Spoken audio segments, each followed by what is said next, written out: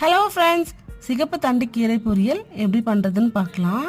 நிறைய health benefits இருக்குது. BP லோவாக இருக்கவங்க, கான்ஸ்டிபேஷன் பிரச்சனை இருக்கவங்க வாரத்தில் ஒரு நாளைக்கு கண்டிப்பாக எடுத்துக்கலாம். இப்போது ஒரு கடாயில் கொஞ்சமாக எண்ணெய் சேர்த்துட்டு சீரகம், காஞ்ச வத்தல், கொஞ்சமாக பூண்டு தட்டி சேர்த்துருக்கேன். ஒரு பெரிய வெங்காயம் ஆட் பண்ணிக்கிறேன். சின்ன வெங்காயம் சேர்த்தாலும் இன்னும் நல்லாயிருக்கும். வெங்காயம் கொஞ்சம் கலர் மாறினதும் கீரையை ஆட் பண்ணிக்கலாம். கீரையை கழுவிட்டு தான் கட் பண்ணணும்.